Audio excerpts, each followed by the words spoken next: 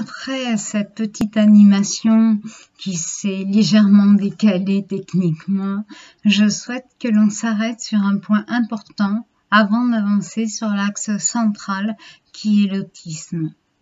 Il me semble important que derrière le terme de handicap, on puisse tous mettre les mêmes définitions.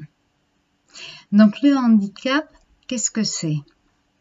La loi du 11 février 2005 définit le handicap comme toute limitation d'activité ou restriction de participation à la vie en société subie par son environnement, par une personne en raison d'une altération substantielle, durable ou définitive, d'une ou plusieurs fonctions physiques, sensorielles, mentales, cognitives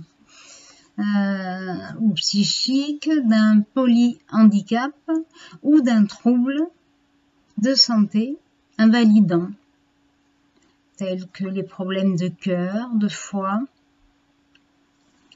Le terme de handicap couvre donc de multiples situations, auditives, visuelles ou autres.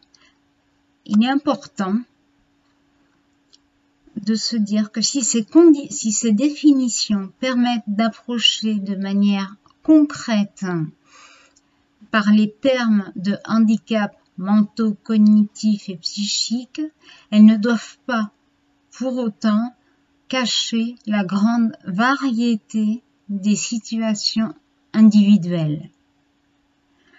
En effet, l'existence de différents degrés de sévérité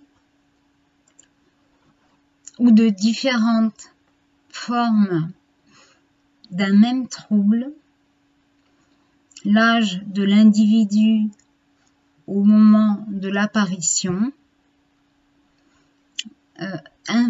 l'influence aussi du milieu social ou de l'entourage, ou encore le cumul de plusieurs déficiences, sont pour autant des exemples de facteurs déterminants qui font de chacun un cas unique.